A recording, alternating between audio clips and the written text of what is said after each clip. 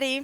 Welcome to our English class. I'm teacher Michelle. Olá, pessoal. Bem-vindos a mais uma aula de inglês. Sejam bem-vindos. Professora Michelle aqui mais uma vez.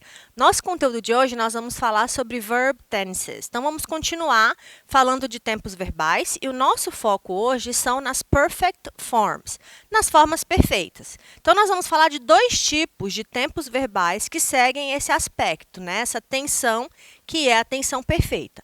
Vamos falar do present perfect e do past perfect, ou seja, o presente perfeito e o passado perfeito.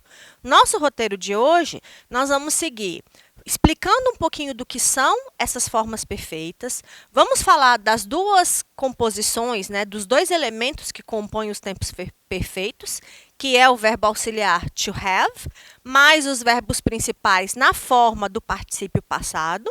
Vamos falar dos dois tempos verbais e, por fim, vou mostrar para vocês alguns exercícios, demonstrando como que a gente aplica esse aspecto gramatical dentro do nosso conteúdo, tá bom? Então, vamos lá. Quando nós falamos de tempos verbais, pessoal, nós estamos falando daquele método, né, de uma análise de palavras que, dentro de um contexto, expressam a ação ou um estado, né? E nós já falamos de alguns tempos verbais em outras aulas. Falamos de tempos verbais simples e tempos verbais contínuos. Recapitulando rapidinho. Tempos verbais simples, o que são eles? São aqueles tempos que indicam ações únicas, ações que fazem parte de uma rotina, no caso do presente, que representam uma verdade universal, enquanto que os tempos contínuos indicam ações em progresso, ações em andamento. Tá? No caso dos tempos perfeitos, nós vamos falar de tempo verbal composto, ou seja, é um tempo verbal que ele é formado por dois verbos. A gente sempre vai usar dois verbos juntos, um auxiliar e um principal. Tá? Para que se usa os tempos perfeitos? Por que tem esse nome? Né? Então, tempos perfeitos são usados, em grande maioria, para tratar de relação de ações passadas, mas essas ações passadas, elas têm relação com o tempo presente. Elas continuam permanentes na realidade atual. Ou outros exemplos, que nós vamos falar com mais detalhes, de ações, por exemplo, que começaram no passado, mas a gente não sabe quando elas aconteceram. Então, ela é um tempo indeterminado, tá bom? Uma outra característica dos tempos perfeitos, que aí é um fator de dificuldade para nós, brasileiros, para estudantes de uma língua estrangeira, é que nos tempos perfeitos, nós não temos um equivalente exato com o português, né, com a nossa língua portuguesa. O que isso quer dizer? Quando você for analisar um contexto e você for traduzir para o português, você vai ter que considerar o que faz mais sentido para mim. Como que eu falo isso na minha língua? Então, nem sempre vai ser a tradução exata, a tradução literal, tá bom? Então, a gente tem que prestar atenção. Às vezes, você vai traduzir como presente, às vezes, você vai traduzir como passado, vai depender sempre do contexto, tá? Então, olha só. Perfect tenses are compound tenses. Então, são tempos compostos. Used to express past actions from an unknown or undetermined time. Então, a gente vai usar esse tempo perfeito sempre que você quiser expressar uma ação passada em um tempo desconhecido ou indeterminado. Então, você não sabe quando aquela ação aconteceu. They are also used to indicate a past action which maintains a relation with the present. Aquilo que eu falei, a gente também usa o presente perfeito para falar de uma ação passada que tem relação com o presente. Esses tempos perfeitos são extremamente comuns na língua inglesa. Tá? Os falantes de inglês, os nativos da língua inglesa, falam e usam o presente perfeito e o passado perfeito com grande frequência, principalmente o presente perfeito. Tá? É muito comum nos diálogos, nas situações de conversa e nas situações de produção escrita. Tá? Vocês vão, depois de conhecer, poder olhar em músicas, por exemplo, o quanto essa estrutura aparece. É bem comum. Tá? Então, como eu falei, ele é um tempo composto. Então, vamos ter sempre dois verbos juntos. O verbo auxiliar, que é o to have, e o verbo principal, que vai estar sempre no particípio. Nós vamos falar dos dois aspectos separadamente. tá? O verbo to have, que é o verbo ter, ele funciona como um verbo auxiliar, tá? E você vai usar ele sempre no tempo verbal de acordo com a ideia que você quer expressar. Se você está usando o presente perfeito, o verbo auxiliar vai ficar no presente. Se você está usando o passado perfeito, o verbo auxiliar vai ficar no passado. Tá? E o verbo principal representa a ação principal que está sendo realizada. Bom? O verbo to have, que é o nosso verbo auxiliar, então. Em português, ele é o verbo ter. Ter no sentido de possuir, para indicar a posse de alguma coisa. Isso é a tradução dele individual, quando você usa ele como, por exemplo, o verbo principal de uma frase. Eu tenho um carro. I have a car. Então, para identificar a posse. Tá? Quando ele faz a função de verbo auxiliar, ele deixa de ter essa estrutura, esse significado de posse para complementar a ideia principal representada pelo verbo. Tá? Então, nas formas perfeitas, ele tem a função de verbo auxiliar e é ele que vai contribuir para você criar perguntas e negações. Né? Lembra que no inglês, sempre que você quer fazer uma pergunta ou uma negação, você tem que usar verbos auxiliares, ou então você tem que inverter a posição de sujeito com verbo. Tem algumas particularidades da língua. Tá? Nas formas do presente, quando eu vou conjugar o verbo ter, o que eu vou ter é o seguinte: como o verbo ter é um verbo irregular, eu vou usar have para todas as pessoas, e aí para as terceiras pessoas do singular, que é ele, ela, ou ele ou ela para coisa, objeto e animal, eu uso has. Tá? Por que que é assim? Porque ele é um verbo irregular, e a gente aprende que quando nós conjugamos um verbo no presente, as terceiras pessoas do singular sempre têm um caso especial. Tá? Então, have para todas as pessoas, eu, você, vocês, nós, eles ou elas. E has para as terceiras pessoas do singular. No passado, é uma forma só. Lembra que o passado em inglês sempre segue a mesma estrutura independente da pessoa, se é primeira, segunda, terceira pessoa, singular ou plural. Tá? Então, had é o verbo no passado. No futuro, o verbo auxiliar é will have. Isso aqui significa terá, é o verbo ter no futuro. Nós não vamos falar de futuro hoje, o nosso foco é presente e passado perfeito, mas a estrutura vai seguir o mesmo padrão, tá? Verbo auxiliar seguido de verbo principal no particípio. Olha só como fica na forma afirmativa. Sujeito vem primeiro, verbo vem depois. Na forma interrogativa, regrinha de X, troca de lugar. Verbo vem primeiro, sujeito depois, ponto de interrogação no final. Toda pergunta tem um ponto de interrogação no final. Na forma negativa, o não em inglês vem depois do verbo. Tá? Então, have not ou has not. Você pode fazer contrações, tá? Juntar o não com o verbo seguido do apóstrofo. Tá? Tira o O e coloca o apóstrofo no lugar. Alguns exemplos, ó. He has lived here since 2018. Ele tem morado aqui desde 2018. Essa é a tradução literal. Tá? É a tradução ao pé da letra de cada palavrinha dessa. Só que no português eu não falo assim. No português eu vou dizer, ele mora aqui desde 2018. Então, quer dizer, é uma ação que começou lá atrás, em 2018, é no passado. Mas até hoje a pessoa mora naquele lugar. Então, ela tem uma relação com o presente. Por isso que no inglês você usa, para representar essa mistura entre os dois tempos, uma variação perfeita. Tá? Forma interrogativa, o verbo vem primeiro. Forma negativa, o não vem depois do verbo. Bom? No caso do verbo principal, como eu falei para vocês, o verbo principal indica a ação. O que está sendo feito, o que está sendo realizado por aquele sujeito. No presente perfeito, esse tempo verbal, essa forma do verbo, ela sempre vai ser conjugada no particípio passado. O que é o particípio passado, professora? É aquela forma verbal que indica que a ação já foi concluída, que a ação já foi realizada. Em português, são aqueles verbos que terminam em ado ou ido. Jogado, dançado, visitado, vendido. Então, são ações que já foram realizadas. Como que a gente cria o particípio em inglês? A gente segue as mesmas regrinhas que nós aprendemos lá no passado simples, tá? Então, se o verbo é regular, eu coloco ED no final. Tá? Então, o verbo terminou em E, só coloco o D. Dance é dançar. Danced, dançado. Play é o verbo jogar. Played, jogado. Cry é o verbo chorar. Cry termina em Y e antes do Y vem uma consoante. Tira o Y, coloca I no lugar e aí você acrescenta o ED. Lembrando, pessoal, que os verbos regulares são aqueles verbos que não mudam, que seguem sempre o mesmo padrão. Tá? Então, ED no final. Dançado, jogado, chorado. Os verbos irregulares, no pattern, quer dizer, não tem padrão, não tem modelo, não tem regrinha. Então, para você conjugar ele no particípio, você tem que olhar a tabela dos verbos irregulares. E aí, qual é a diferença?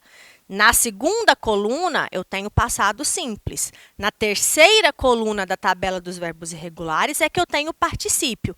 Por isso que todas as tabelinhas de verbo irregular em inglês têm no mínimo 3 colunas. A forma básica, que é o infinitivo ou a forma original do verbo, o passado simples e o passado particípio ou particípio passado, tá bom? Então, no caso, quando se fala de perfeito, você sempre vai olhar a terceira coluna, tá? Vamos falar, então, especificamente agora do presente perfeito. O presente perfeito é o tempo verbal mais utilizado em língua inglesa quando se fala de tempos compostos, tá? Então, aqui, eu vou mostrar para vocês os usos. Quando é que eu devo usar presente perfeito? O que eu expresso, que tipo de ideia eu quero transmitir para eu escolher esse tipo de tempo verbal, tá? E aí, na hora de fazer as traduções, você vai adequando para aquilo que faz sentido em português, tá? Não precisa ser a tradução literal. Então, nós vamos usar o present perfect para expressar, primeiro, an action or situation which started in the past and continues in the present. Então, uma ação que começou no passado e continua no presente. Exemplo, I have lived in Maceió since 2010. Eu vivo ou eu moro em Maceió desde 2010. A tradução ao pé da letra, eu tenho morado em Maceió. É uma ação que começou em 2010 e até hoje ela é uma realidade, tá? Então, começou no passado, tem impacto no presente. Outro exemplo, outra situação que eu uso o presente perfeito.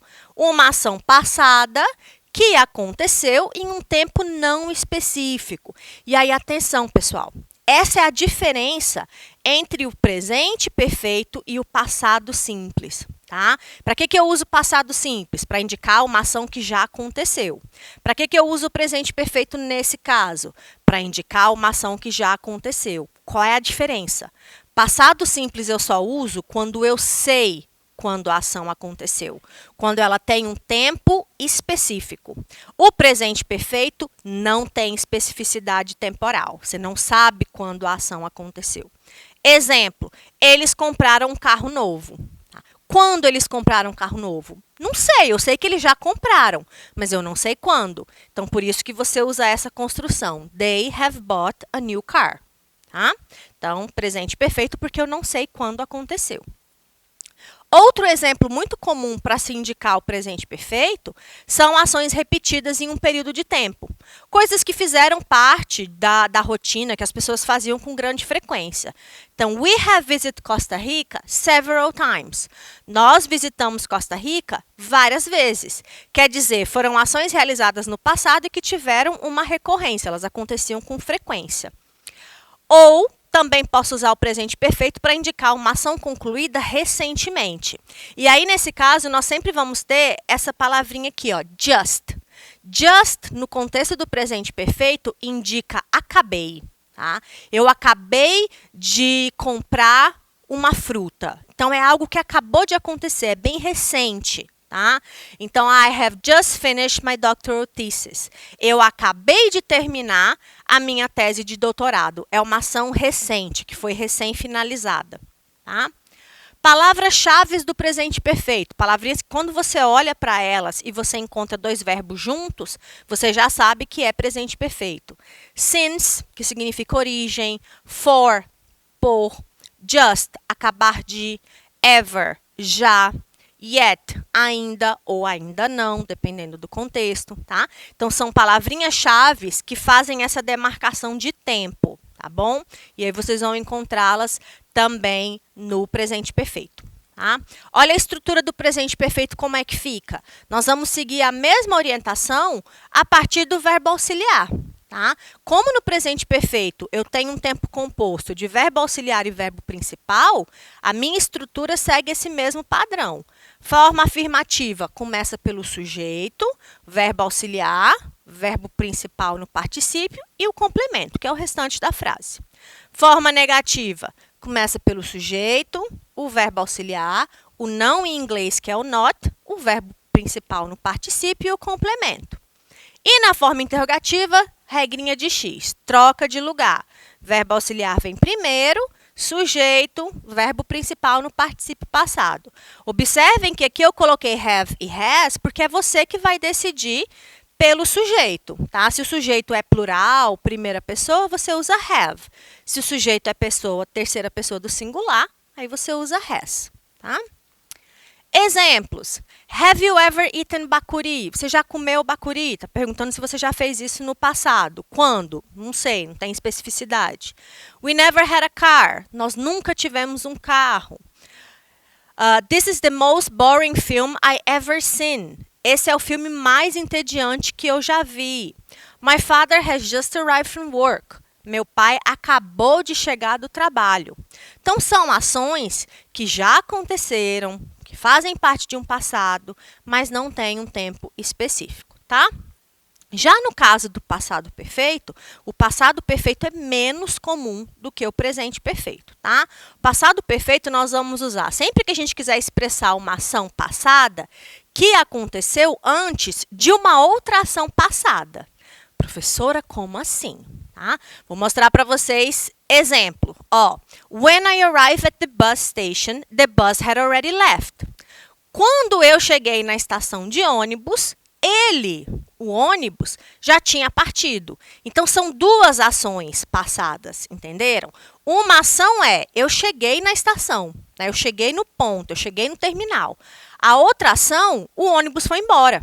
Então, são duas ações passadas que aconteceram ao mesmo tempo. Então, nessas circunstâncias, a gente vai usar o passado perfeito.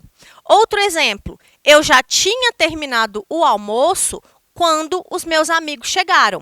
Então, duas ações. Terminado o almoço é uma, meus amigos chegaram é outra. Outro exemplo, ela não foi ao cinema porque ela já tinha visto o filme antes. Tá? Então, uma ação é que ela não foi para o cinema, a outra ação ela já tinha visto o filme. Então, observem que sempre são duas ações ocorridas ao mesmo tempo. A estrutura segue o mesmo padrão. A única diferença, como eu falei para vocês, é o verbo auxiliar. O verbo auxiliar agora está no passado. É o had, tá? H-A-D. E aqui eu tenho exemplo para vocês de contexto. Como que esse tipo de conteúdo ele pode ser encontrado, ou ele pode ser aplicado em situações de interpretação.